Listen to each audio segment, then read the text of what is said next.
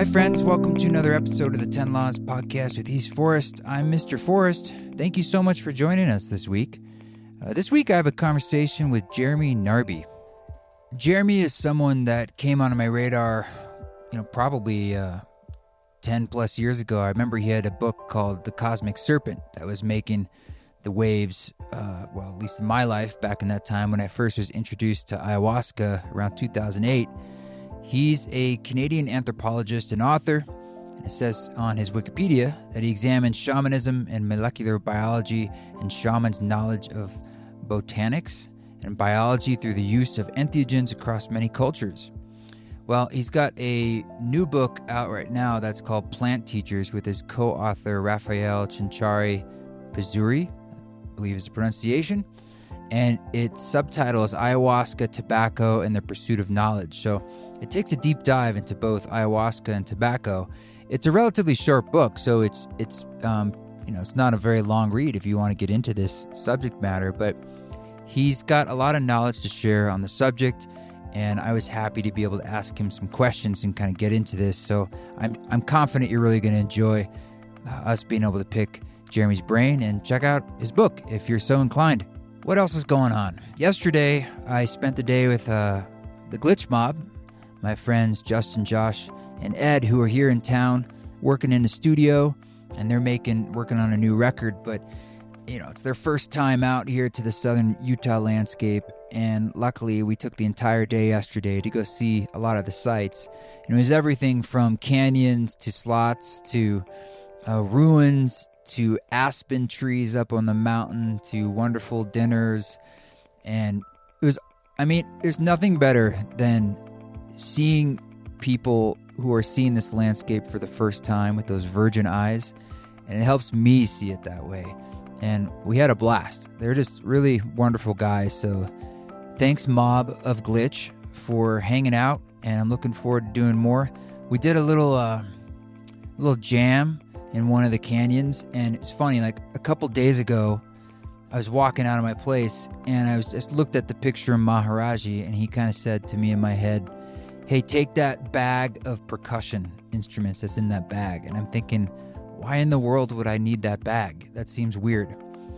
But I said, all right. So I took the bag, and it wasn't needed that day or the next day. But on the third day, we pull up to that canyon, and I thought to myself, oh, the bag of percussion, sweet. Let's bring that in, lay it all out, and we can all grab things and make some beautiful sound and noise and record it here in the canyon. Thank you, Maharaji. I always love it when that happens. Otherwise, we're just here in southern Utah. It's a beautiful fall, and we're still recuperating from that time on the road and Treefort Fest and the East Forest Retreat down here. I'm rehearsing for an event that we're doing on October 24th in Los Angeles. We'll be doing it's the 50th anniversary of the Be Here Now book, and I'll be out there performing at Wisdom in LA with some other folks, including Superposition and Krishna Das. There's speakers and all sorts of wonderful things happening. If you're interested in coming and you're in the area, I do have a ticket link through my page at eastforest.org. Hit the tour tab, and you should see more about that. I also learned that the retreat at Esalen, November 12th through 16th, I believe is sold out. There may be a wait list if people drop out if you'd like to join, but we will be looking for more opportunities to do retreats, and there's more concerts to be announced soon. So always get on the newsletter over at eastforest.org, and we will let you know about what's what. And a special thank you to all of our council members on Patreon who support this podcast and the East Forest Project in general. See if it's right for you. Patreon.com/EastForest. We shared last week some extra content of Justin Wren and I and Rada and John Hopkins and Mark, and we all got in the ice bath in the back of Justin Wren's house with Amy, and you get to hear the audio of that crazy experience. But I try to share extras from the podcast, unreleased music, advanced listens to music, and of course we have our monthly Zoom council if you want to join on that level, where we have a gathering every month in real time where I do music and we sort of witness one another and try to go deeper. So that's always been a beautiful experience. We had a couple people from the council show up at the retreat here in southern Utah. That was awesome to get FaceTime with people you see on Zoom and just get an even richer experience. That's pretty much it for now. We don't have to get into much else, but I want to thank you all for the support, for listening to the podcast, for subscribing, for reviewing and sharing it. You can always say hi at info@eastforest.org or over on the socials and the medias. But for now, let's get into this wonderful conversation with our new friend, Jeremy Narby.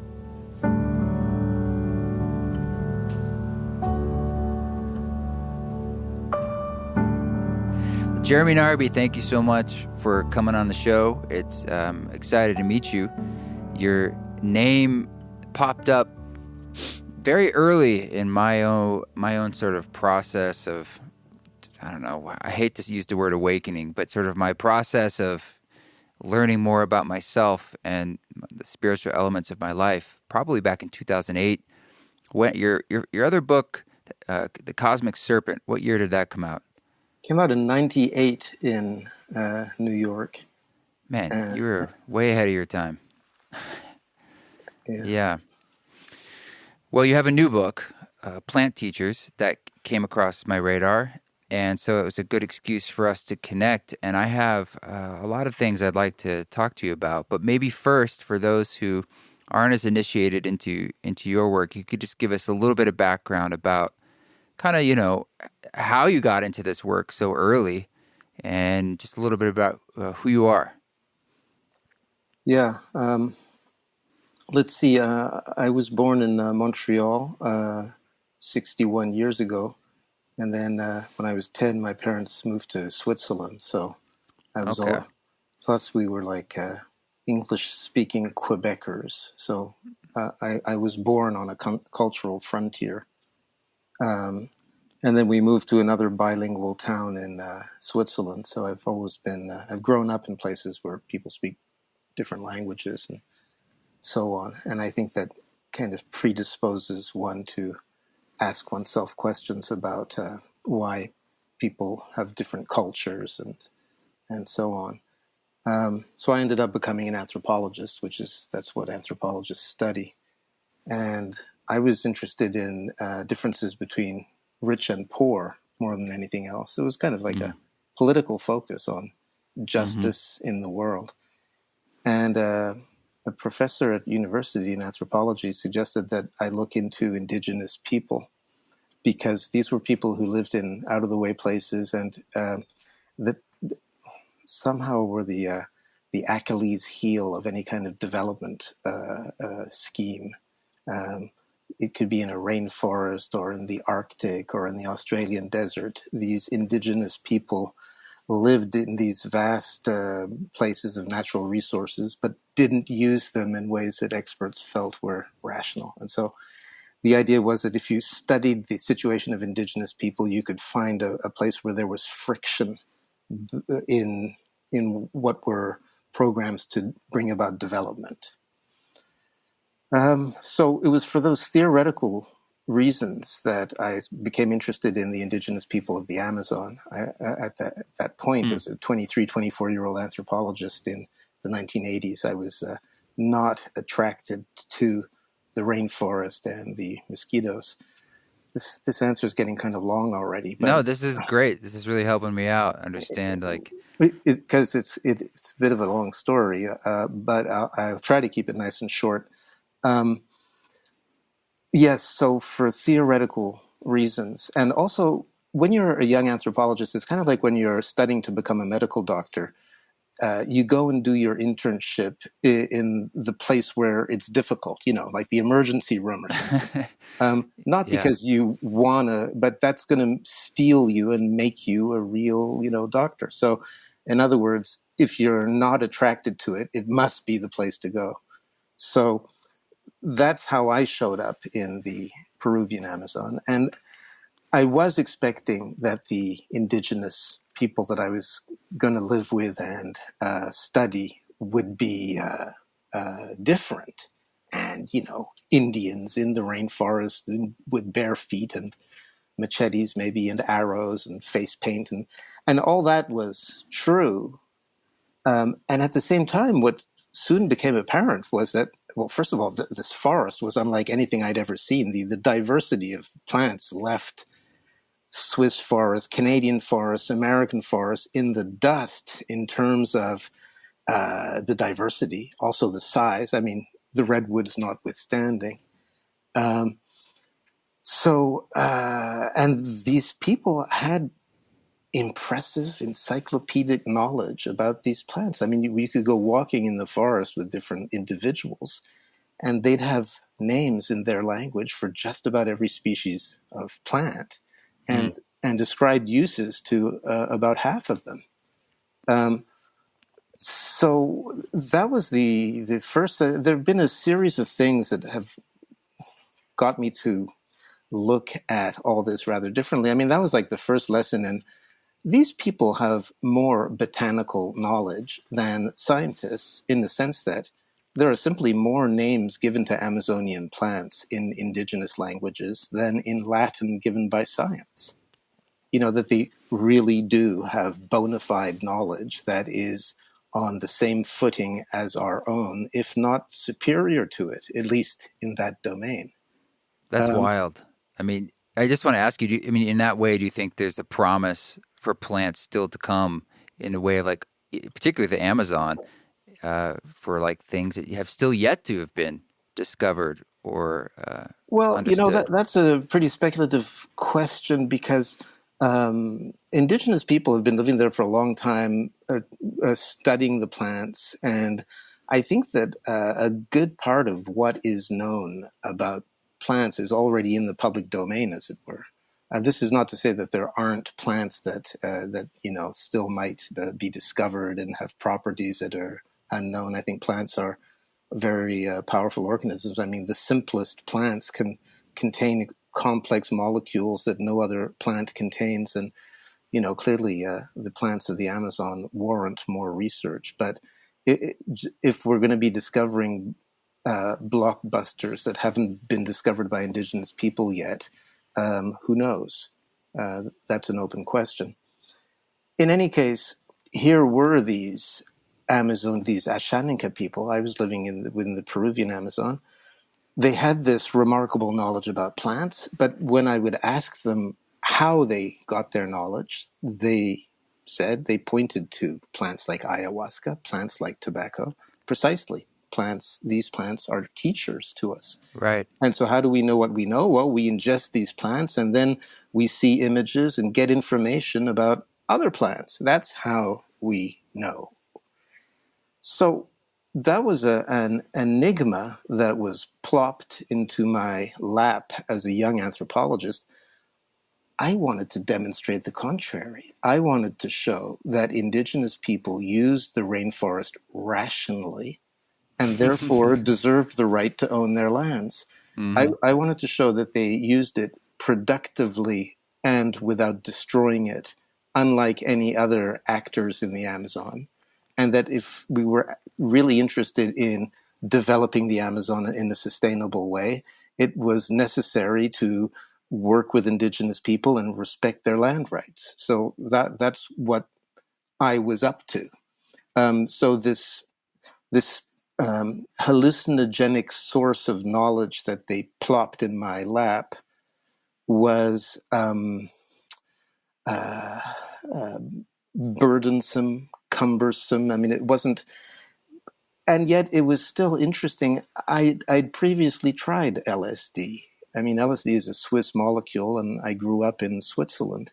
I'd tried psilocybin mushrooms before. I mean, I had a dabbling experience as a college kid in psychedelics in the early 1980s. I'd even spent a month with Humphrey Osmond in Alabama. He's the English psychiatrist who coined the term psychedelic. This was 3 or 4 years before going to the Amazon. So I was fairly well versed for your average Westerner in hallucinogens, at least I thought I was, when I showed up. I also knew that it wasn't by studying the hallucinogens that I was going to advance my anthropological career. So I had a kind of a personal interest in this. So here were these actually kind of mind-blowing people. I mean, they were barefoot. They did put paint on their face, vegetal colors on their face, but they had remarkable knowledge about their environment, and they pointed to these powerful hallucinogenic plants. Ayahuasca is a powerful plant mixture from the Amazon. Tobacco also comes from South America. It's a very powerful plant when it's the strong, dark Amazonian tobacco. So I was curious as a kind of hobby, or I didn't really consider it as part of my official research. It was more like next Friday night, this young ayahuasquero told me, look, if you want to understand how we know what we know about plants, you have to drink ayahuasca, brother Jeremy. And it's the television of the forest. You'll see images and learn things. I said, okay, next Friday night, bring it over and let's look into it. Anyway, this is becoming a very long answer to your question, but that's how it's a big question. It's a big question. That's how I fell into the cauldron, as it were. Well, the book centers around ayahuasca and tobacco, and that makes a fair bit of sense to me over my experiences over the last 13 years. And I think I spent a little time in the Amazon and did a 10-day dieta outside of Tarapoto with quite an older ayahuasquero and vegetalista.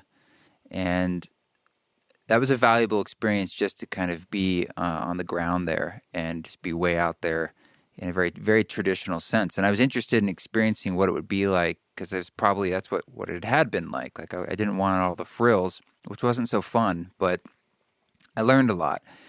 And tobacco was very present. Those big stalks of sort of that jungle tobacco you could buy in the market. I remember bringing that as a gift. I was told to bring that and mapacho and seeing how that is used. And I remember being told, someone said, like, if you had a desert island plant, if you could take one plant with you, what would it be as a teacher and an ally? And they said tobacco. And I think that's surprising to a lot of people in the West. And for myself, I had been sort of unconsciously using marijuana and mixed with tobacco. It got a hold on me one year in my life early on. And I had a particular accident on a bicycle where I horribly broke my arm. And while it happened partially because I was smoking while I was riding. And I got that rush. And long story short, I made a decision when that happened. I remember lying on the ground in horrific pain. And I instantly said, I will never again smoke tobacco in this way. And as someone who leads ceremonies with psilocybin, the only time I work with tobacco is in the ceremony, as needed, mostly to clear the space and as a protector. That's it. And that's stayed to this day because something inherent, it was speaking to me in a way of understanding the power of this plant. And I just did that out of respect for what I've heard and what I've learned. I'm like, I don't need to, think I have some understanding of tobacco. Like, I can have it both ways, my cake and eat it too. So let's talk a little bit about tobacco first and why that's viewed as such a powerful plant. And also then why it's so, has such a grip on our world in this addictive way. It seems to have these different, I know in the book it talks about the malice of tobacco, which I thought was a really interesting word. So tell me what that brings up for you. Let's talk about tobacco. Okay. This is another one of these questions. It looks simple, but no, it's I deep. think the only way to answer it is to kind of unpack it. Yeah. And so I think with tobacco, it's important to kind of rewind the tape of time, and because I'll say indigenous Amazonians on the one hand, and I'll say white people on the other as a kind of telegraphic code to go faster with the story. The white people from Europe who came over as of 1500 to the Americas and then became North Americans and so on. They didn't know tobacco. They didn't have tobacco. They didn't smoke they didn't even have a verb for to smoke. When they saw the first Columbus and his men, when they saw people in the Caribbean smoking tobacco, Wow. they said they drink the smoke, because they didn't have the concept of to smoke. Well, the tobacco that is smoked in the world, Nicotiana tabacum and also Nicotiana rustica, these two species of tobacco, because there are like 67 or 76 species in the Nicotiana family. But the two that are most smoked, or commonly smoked in the world, come from South America. They're indigenous to the area around Tarapoto, it would seem. That's where they grew naturally, and that's where people first domesticated them and started cultivating them, no doubt thousands of years ago. And then tobacco travels very easily with people. In other words, once people start working with tobacco, then they value the plant and transmit it, and then it's fairly easy to cultivate. So tobacco spread across the indigenous Americas. It's not just that Amazonians are the only ones to smoke, but it's true that the plant itself comes from there. They have the deepest experience using it. And for them, and like Nicotiana rustica, which grows in the Amazon, it has like 20% nicotine compared to 1% in the Virginia blonde tobacco. It's very strong. Yeah. It's very strong. Yeah. So and in fact, it's so strong that it's a kind of hallucinogen. I mean, people do not usually classify tobacco in that way, but people who are familiar with the strength of dark Amazonian shamanic tobacco recognize that it has hallucinogenic properties. I mean, you see images, you have scenarios come through your mind, your body has all these strange impressions. Can be a very, very powerful experience. And so then it is also a painkiller, an analgesic. I mean, you take fresh tobacco leaves and you put them on wounds, and it reduces the pain. And tobacco is used as the number one medicinal plant in indigenous Amazonia. People apply it, they chew it, they smoke it and blow the smoke on people who are ill. Before being a visionary and shamanic plant, it is a medicinal plant. And then it is also the number one shamanic plant. In other words, the plant that is used most often. And for example, tobacco is often used with other teacher plants, like ayahuasca, for example. It's the ultimate combo plant. I mean, even you were smoking cannabis and tobacco. Tobacco lends itself to being used with other psychoactive plants because it modulates the experience. And with psilocybin as well. I mean, tobacco functions as a kind of MAO inhibitor as well.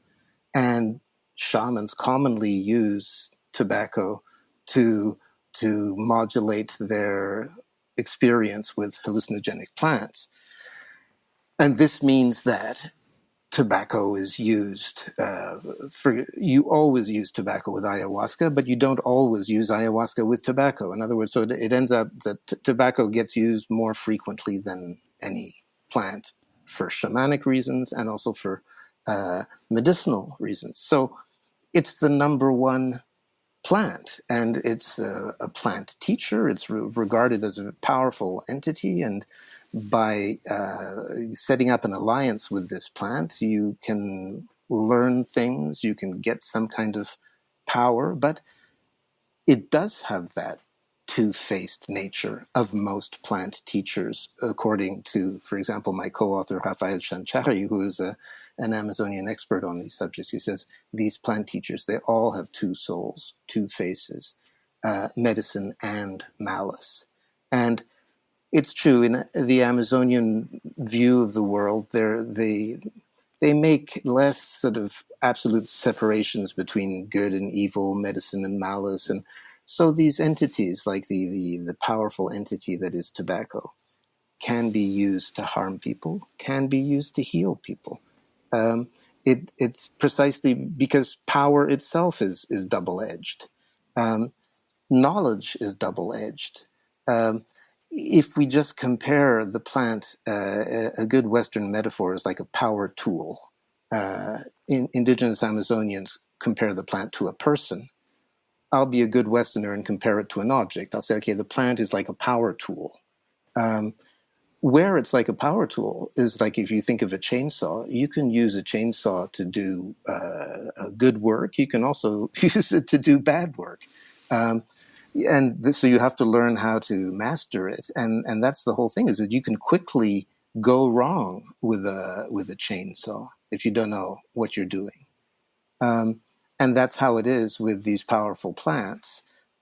They can quickly mislead you. So there it is. The master plants. You never master plants. They may master you, and that's what you want to avoid. And you avoid that by confining them in space and time. You don't use them all the time. You use them only at certain moments with certain purposes. You prepare yourself. If you're going to work with these plants, you have to take it seriously. Otherwise, it gets tricky fast. That's But is excuse me, I just am curious. Isn't there an interesting difference between ayahuasca and tobacco, and that the physical addictive properties of nicotine? Like, yeah, well. it mentions talking like smoking Oh, tobacco during the day, right? I'll get to that. Yeah. I'll get Okay. to the addictive part about tobacco because it's coming right up. Great. When this powerful plant was taken out of the indigenous world and brought into the white man world, in Virginia, for example, and they started making this weakened version, blonde tobacco, much less nicotine, because in the culture of these white European originally people, the having your head spin in a kind of hallucinatory way was not part of their culture. They didn't like that part. The shamanic tobacco was too strong, so they Mm. selected for weaker tobacco, and then there was a pleasure. It became a pleasurable experience. And in the 20th century, it became industrial cigarettes. And we're going to get to addiction very quickly here. Industrial cigarettes, by the admission of the people who owned the tobacco companies, are nicotine delivery devices. They're constructed like that. So you take this weakened form of this powerful plant. They lace it with hundreds of chemicals, which, when burned, turn into dangerous substances. And they calibrate it just so that you get just enough nicotine to tickle the neurons, but not actually to deliver. There's never a real delivery. Mm. It's like a gear when you have a motorcycle goes bam bam bam bam, and you never put the gear in. Bam, you never actually. It's just enough to get the motor going. Beam beam beam beam beam beam. Okay, that's right. So you've tickled your neurons. And then 25 minutes later, you want to fire up another one. And that's what they want. They calibrate the nicotine and the taste experience so that you come back to it as quickly as possible. They turn a powerful plant into a watered down plant that teaches you nothing. And they turn it into an addiction because at that level, and they turn it into an experience. If you actually get a full nicotine delivery, you don't want to have another one anytime soon. If you have a powerful, a big dose of nicotine-rich dark shamanic tobacco one evening during one of these sessions, you don't want to fire up a cigarette the next morning or the next afternoon. You may smoke some mapacho the next day to get back into that space. I'm not saying that people don't do that, but the addiction, I'm quite sure, lies in the way of consuming this plant, in in a weakened and adulterated form. So that begs the question: do tobacco shamans in the Amazon show addiction to nicotine? I would say mainly no. Hanging around with Westerners who have that kind of addictive approach to tobacco and who will fire up their tobacco in the late morning or in the early afternoon, there are perhaps some South American ayahuasqueros, tabaqueros who get into that, but mainly no. Just like you and your psilocybin use of tobacco, most tabaqueros are using tobacco when they're doing serious tobacco shaman business, but What not about during the. vaping? What about like in high-end vaping situations where people claim to have just a very pure delivery of nicotine, and they're using nicotine as a tool throughout the day? What are your opinions on that? Well, that's interesting because I didn't know that there were people who were vaping tobacco and working with it in that way. I mean, the first thing that I'd say about that is that it does depend on the tobacco. Sure. And I can say what my co-author Rafael Chanchari, because I asked him, do you have any advice for Westerners who smoke tobacco, in the form of cigarettes, but what'd be your advice? And he said, well, look, the first thing is you want to smoke pure tobacco. So, and it can even be the weaker kind. It doesn't necessarily have to be strong, but at least it should be pure. So, just tobacco, not mixed with chemicals. And then, in his view, it's important to limit this to doing it in the evenings, and doing it when you're not doing something else, like, for example, riding a bicycle.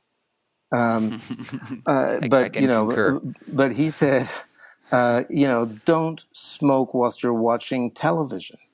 Television is another activity. It's something that enchants you. It takes your mind. If you're going to smoke, smoke in a way where you concentrate on the fact that you are smoking, you are interacting with a powerful plant, and at this point, you're listening to the plant, or like having it's like if you and I are going to have a conversation, then I'm going to be attentive to you and to what you're saying, and I'm not going to be having a conversation with somebody else.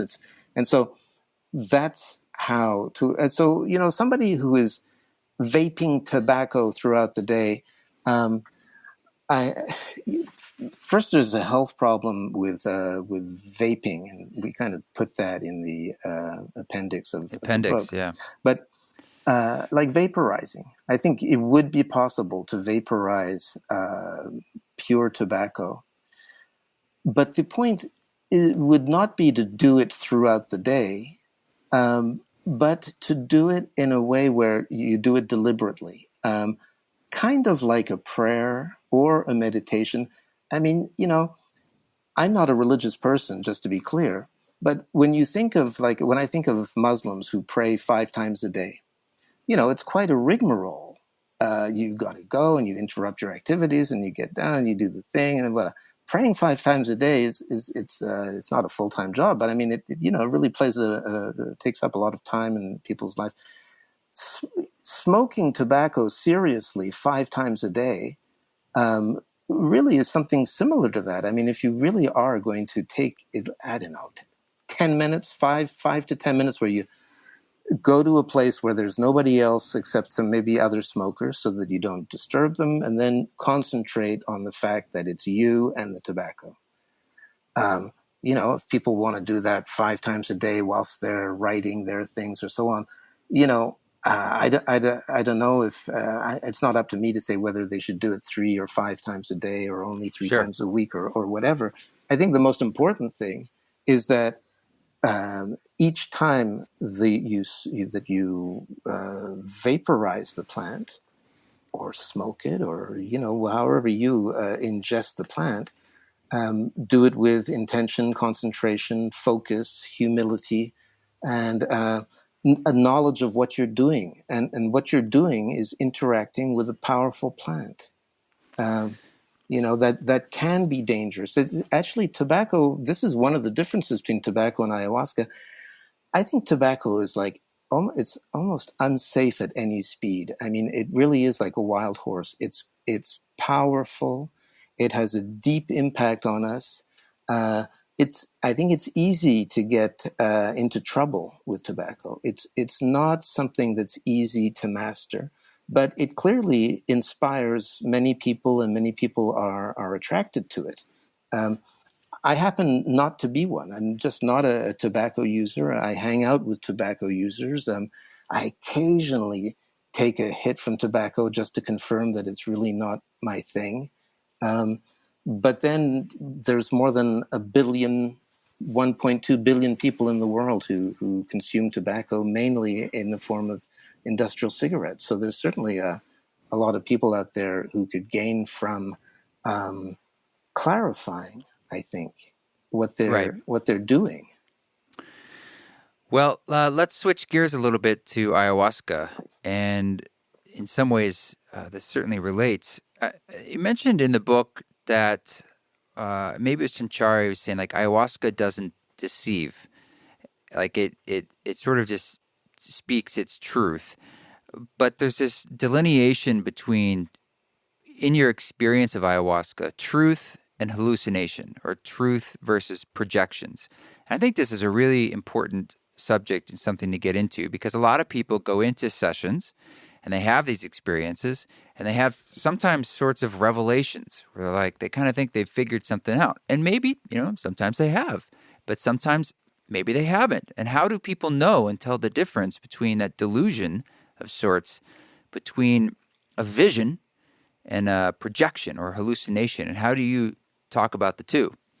Yeah, I'd be happy to answer, but for some reason I'm tempted to ask you what your answer to that question is first. Well, I would say there isn't a clear-cut answer, and it comes up, it rings true for me right now just because I heard a story last week of someone who is going through a sickness, and they asked someone who was going to the jungle, hey, when you're in that space, please ask the ayahuasca for me, like what I can do. And the person came back and said, I did ask the ayahuasca. Ayahuasca told me I can heal you. And I'm not saying that's true or not true, but that anytime someone tells me they have any answer with clarity, sort of like I know, a red light goes off in my mind, because anything I've learned is that I have feelings and I never know with certainty. It's sort of, or it's even this is mythic. It's right. like, with a capital K, but you don't know with a little k. Like my mind wants to grab on and say, I figured it out, but I know it's the mystery itself. And so, but humans have this wonderful way. I've seen a lot of people who get lost in these spaces, and only you can really know inside that truth, but we have a lot of delusion and grandeur and so forth. Yeah. Well, very good. And I agree with what you say. And I think that what makes ayahuasca particularly tricky on this question is that it does several things that are not necessarily bad.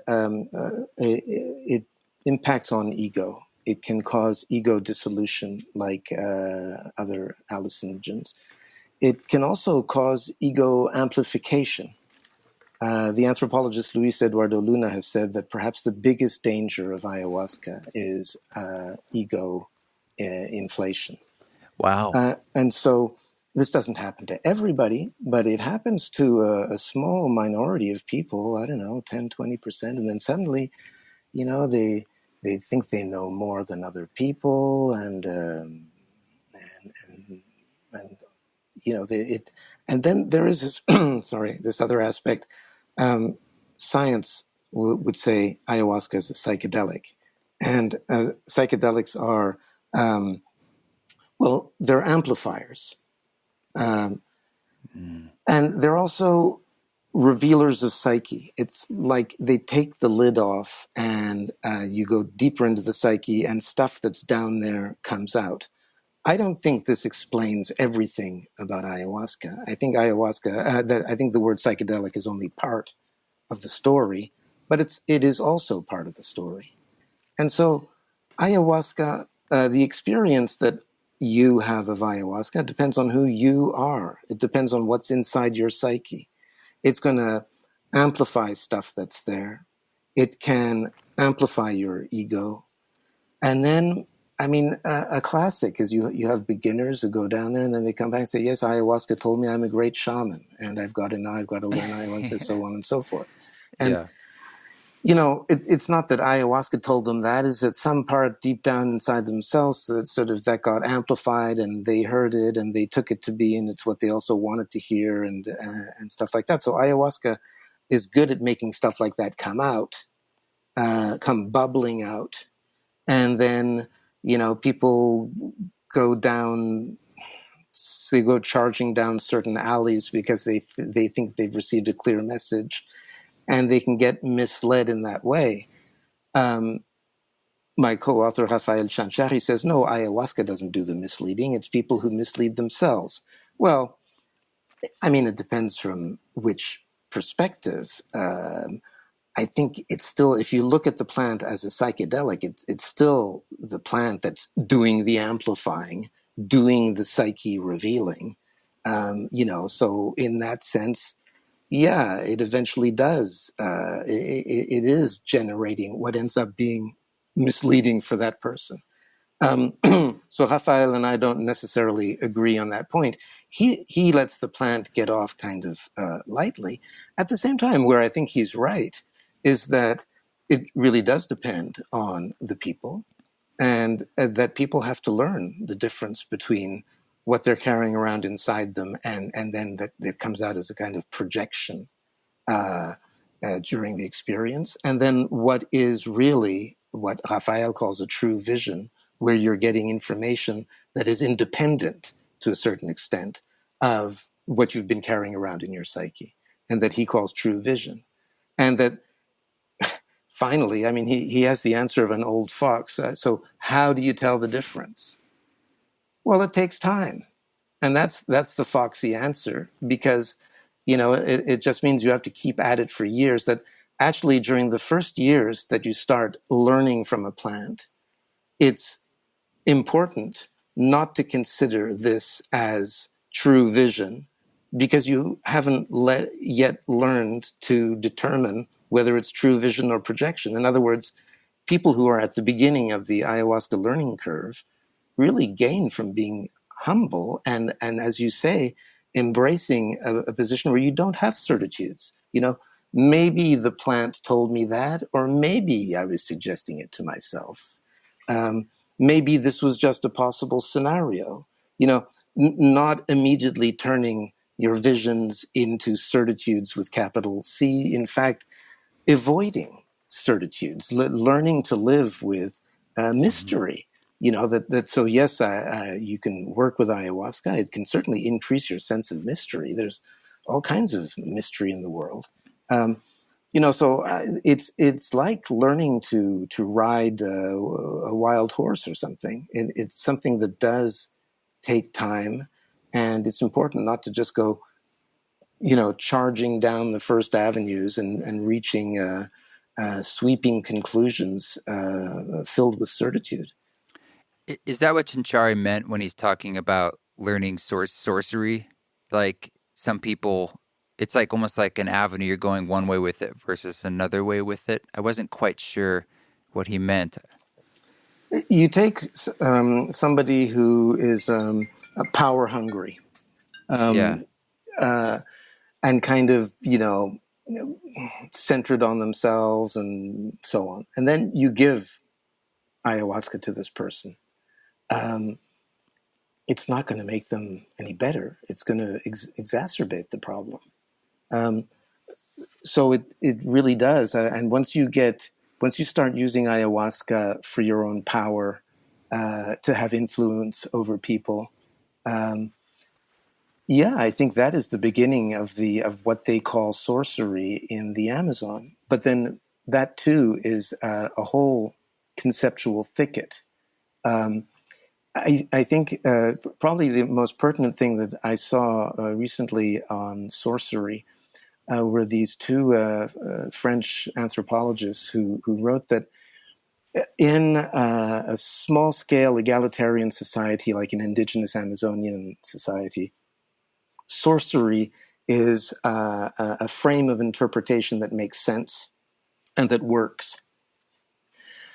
In the hyper-individualized world where community has somehow disappeared, in the world that we now live in, of just hundreds of millions of individuals who are trying to move forward with their own personal agendas, the frame of interpretation that makes most sense is what is called psychology. So this means if you're trying to make sense of power games among many different individuals, psychology is a pretty good frame for starting to think about it. If you're in an Amazonian society and people are related to each other, everybody knows each other, and it's a small-scale place, yes, their way of describing the power games among them, which is sorcery, is a way of understanding their relations that makes sense, at least to them. And once you get used to it, you can start to see its logic. So if that's true, it means that, when individuals from the Western world do their personal development, work on themselves and try to know more and get more personal power, depending on how they do it, it's not necessarily sorcery because we're not in the world of sorcery, but it can, I think, be looked at through the lens of psychology. And when you look at it through the lens of psychology, what you see is that some people, their egos get amplified. They become, they just get worse. They become narcissistic. They become messianic. They start, that you can get into very strange trips.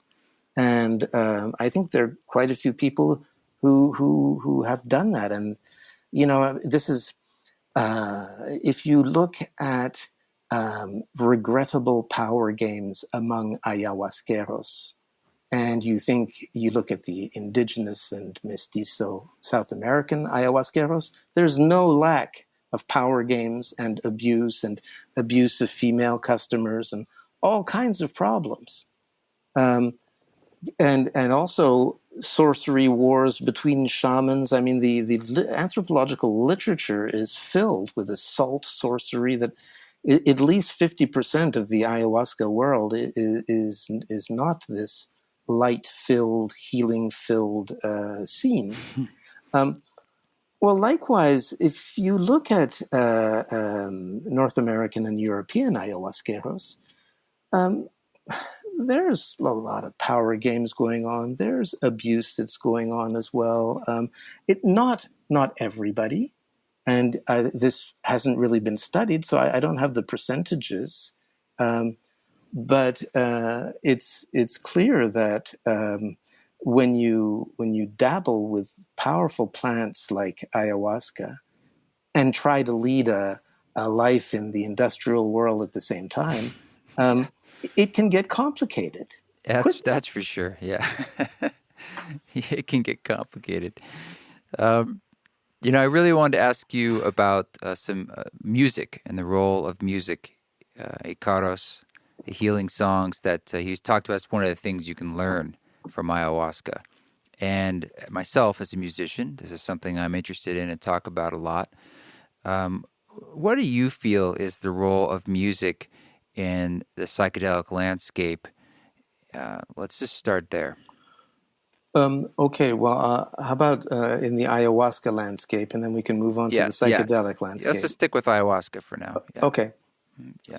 There's an anthropologist who's written very well on this subject. His name is Peter Gow. That's G-O-W.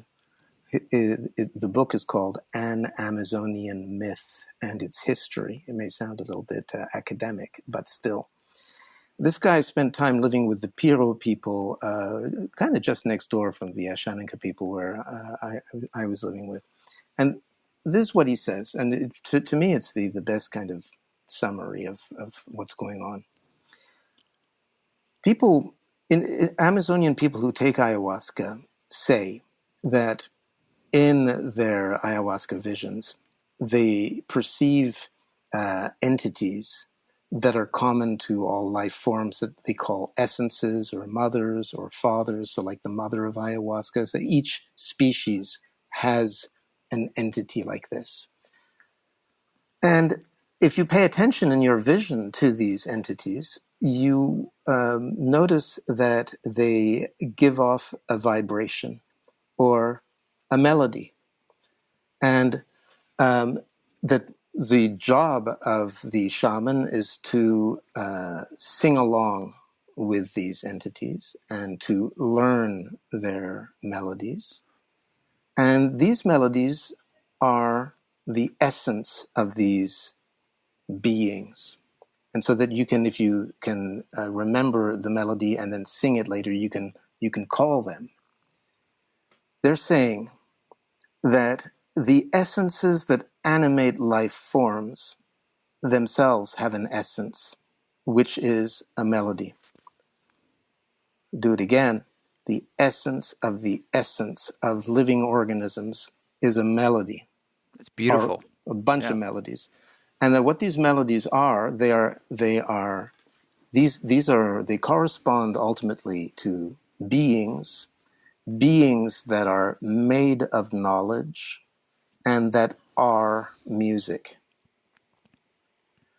And what the shaman does by hanging out with these entities is learn the different melodies that go with different species. And the more Icaros or shamanic song that a shaman has, it's more like a university professor. The more books she's written, the more powerful she is.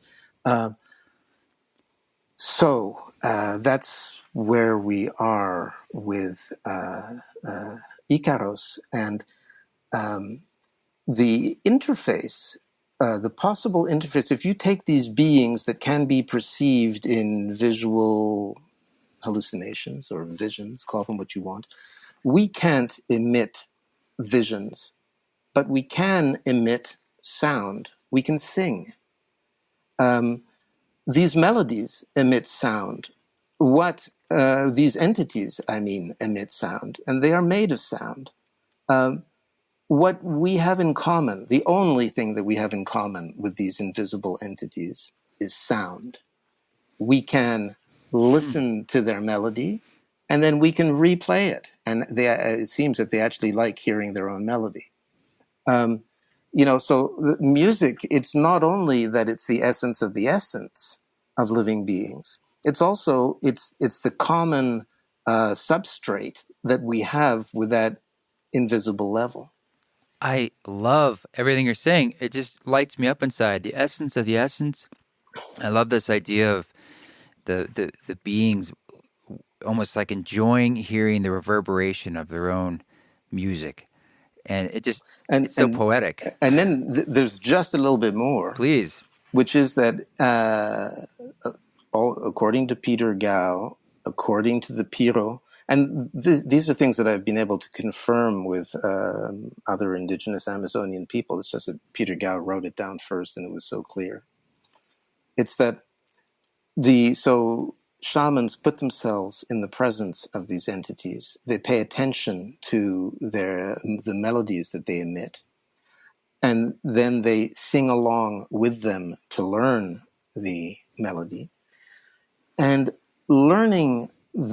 singing along with them and singing their songs and learning their melodies, they start to see from their point of view. And when you start to see from the point of view of these powerful entities, this is both a very rich experience in terms of knowledge and therefore in terms of power. It's also dangerous because you start looking at humans from the outside, from the point of view of these powerful entities. You start looking at humans like a jaguar might look at a human. this is dangerous. So you want the shaman to go and speak with the level of reality of the indigenous of the invisible entities, because you get knowledge from there. You get knowledge that you wouldn't have otherwise. But the shaman can be transformed by that experience and can come back knowledgeable, powerful, but dangerous. Mm. And so that is, we're not in music as entertainment here. We're in music as knowledge and power that can also be ambiguous. So that's that's what is behind the whole question of Icaros. Do you have much knowledge or experience with the role of music with psilocybin from an anthropological standpoint? No, just from a personal standpoint. Please, I'm curious. Yeah, I'm a friend of psilocybin mushrooms, and I think it's pretty clear that, for example, one thing that one experiences, psilocybin for me is often more auditory than visual. And so it's actually inclined towards sound and being attentive to sound. I think it also privileges the human voice. In other words, when you have taken psilocybin, you become aware of the power of your speech, of what comes out of your mouth, of the sounds. And then obviously, the as with other hallucinogens, the music has a serious impact on the visions, on the experience. And this is also true for in the Amazon. People would not dream of taking ayahuasca and then there being no music, not singing Icaros or not playing an instrument. The idea that you would take ayahuasca and then just spend the whole evening in silence is not part of their culture. And I think that that's also been fairly clear for most people interested in psychedelics. And in fact, psychedelics have had a big impact on kinds of music that people have made as well. So clearly, there's something that's going on between music and the world of vision. There's another fellow who wrote another interesting book and brought up an important point about music and hallucinations. His name is Benny Shannon, and his book is The Antipodes of the Mind, Charting the Phenomenology of the Ayahuasca Experience. It also sounds fairly academic, but it's a pretty enjoyable read. And the point he makes about music is that when you are in the hallucinatory realm or experience, everything can be transformed in terms of images, sounds, tastes. All the senses can experience transformation, and more or less anything in the outside world can seem transformed. The only thing that does not cease being itself is music. Music remains recognizable as music. And this is perhaps one of the reasons why ayahuasqueros tell people if the visions get too strong, then hang on to the melody. It's like a lifeline. You may be drowning in your visions. Well, concentrate on the melody and just hold on to that melody, and it'll get you out of the tough spot. And so there, I think music may also be central for the reason that it remains fairly constant, unlike most everything else in the hallucinatory realm. Well, thank you so much for that answer, Jeremy. It's been really enjoyable talking to you. Where people can connect with your work and the new book? I write books occasionally. I give talks occasionally, but otherwise I kind of do my work, and I'm not that kind of always writing down things on Facebook or whatever. But it's kind of like an old school decision. In other words, um, you know, talk softly and write books. Yeah. Well, Plant Teachers, this book is available wherever you do buy books. And it's, as you said, it's an enjoyable read, and it's actually relatively short. So it can be read pretty easily, and there's a lot of great information in there. So I really wanted to thank you for sharing your time to finally meet you after all these years. Well, East, it was a pleasure talking with you too. And I hope we get to talk again. Well, thank you very much. Thank you so much, Jeremy, for coming on the show. I really enjoyed that rich conversation, and I'd be hopeful that we could do it again sometime. This song that you're hearing in the background is called Laid Down. It is the second single that has been released from the In, a soundtrack for the Psychedelic Practitioner Volume 2 album.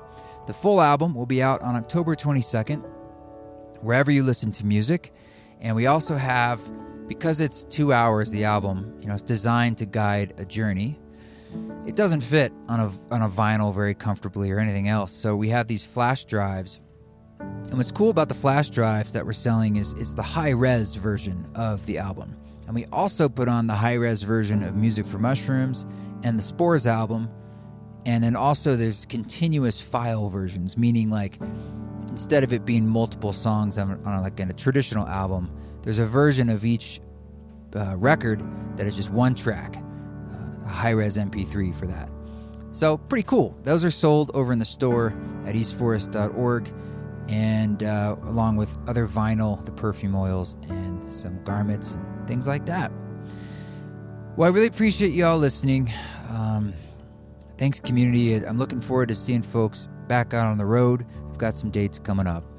And until then, you keep walking your walk. Don't take any shit. But if you do it with grace.